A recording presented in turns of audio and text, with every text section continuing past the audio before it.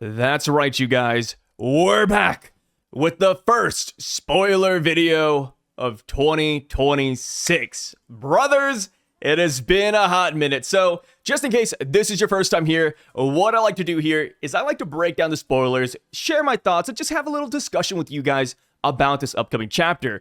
In case you have not read the spoilers for yourself though yet, I'll be linking it down in the pinned comment as to where I got it from, WordsGen and PewPiece over on Twitter. And I'll be typing it out piece by piece, so you could just check it out there if you want. So, getting right into it, ripping off the band-aid, we see that Emu has actually taken damage in this flashback.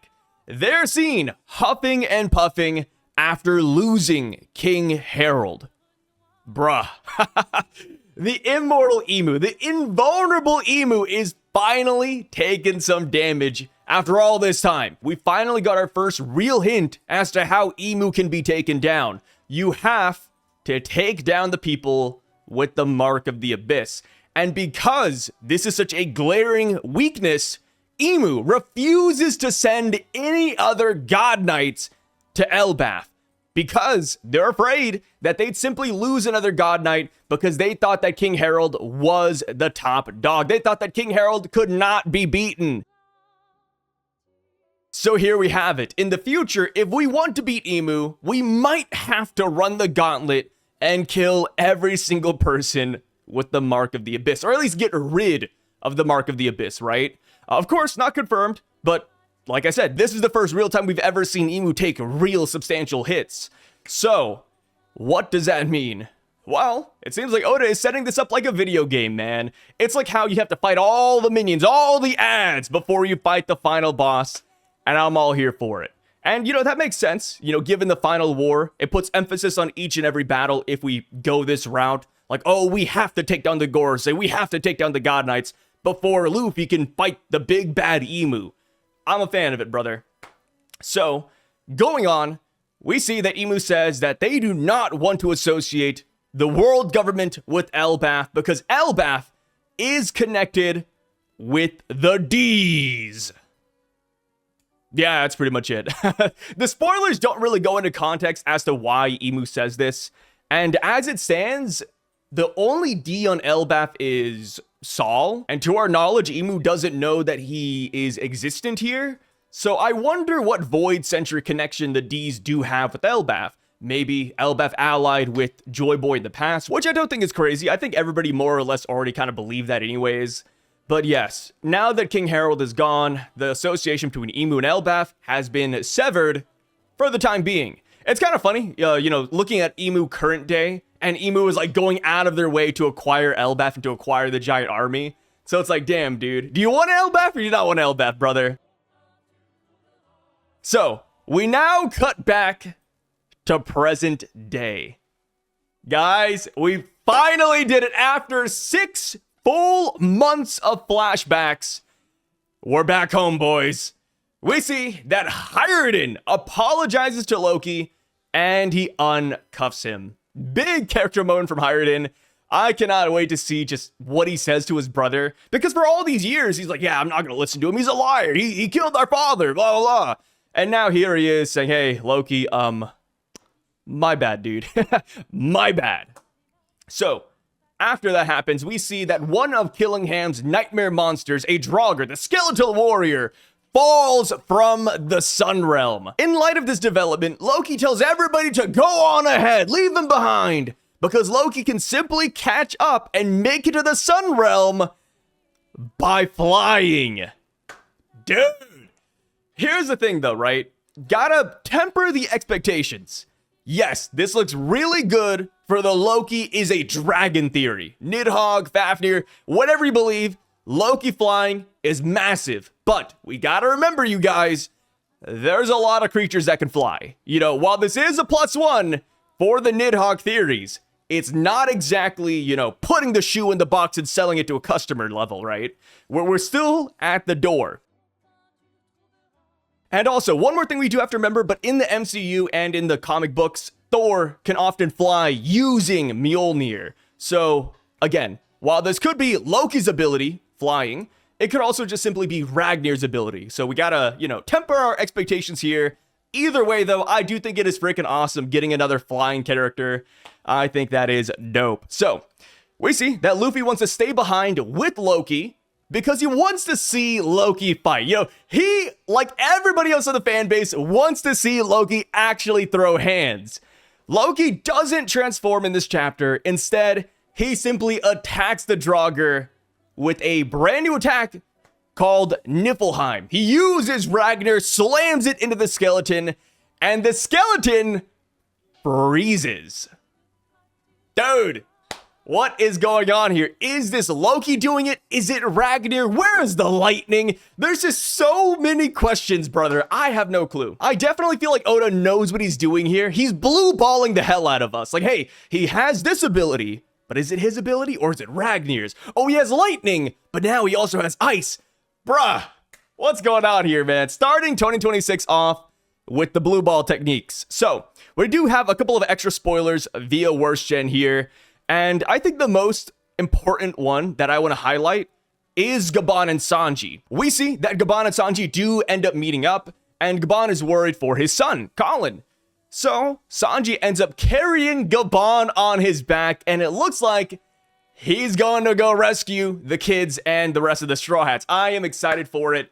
And, you know, the way I look at this is that it's such a small plot point, but in the grand scheme of things, I'm like, wait a minute. Could Gaban mentor Sanji? Because, you know, looking at Luffy, right? Luffy had Rayleigh, Zoro had Mihawk, the world's strongest swordsman. Sanji never really had a mentor. He had Judge, but Judge kind of just beat the hell out of him, right? We had Zeph, who also kind of just beat the hell out of him. And then during the time skip, he had Ivankov, but Ivankov wasn't really a mentor, in my opinion. Ivankov just said, hey, beat my new Kama Kempo masters and call it a day. You know, Sanji never really had an actual teacher at this level. So Sanji being mentored by Gaban, or Sanji and Gaban as a duo, I just think is a lot of fun, especially since that is his Roger part parallel. So I'm actually super looking forward to that. And of course, since they're going after Colin, they will run into the rest of the Straw Hats as well as Ripley. And they're going to be fighting good old Saint Somers to get the kids back. Dude, I am loving it.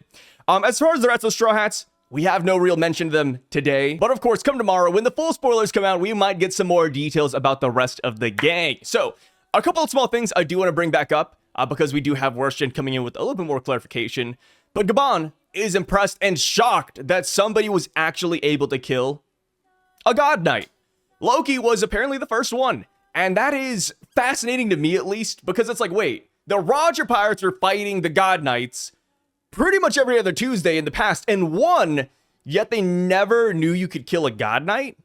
That's crazy, huh? I wonder if that's because of Loki's powers, or just Ragnar in general. Like, why is Loki special? Why is Gaban so impressed? Maybe the Roger Pirates never tried to kill a God Knight? Maybe they just didn't think it was possible? And then the next thing I do want to bring up is the whole God Knights dying and wounding Imu. Because the Gorosei are the ones who wanted to send a God Knight, and Imu is the one who told them no. Because the price is so high, Imu doesn't want to do it. And I think this further backs up why the God Knights aren't present in the main story. Because Imu's probably just afraid that these guys are going to lose.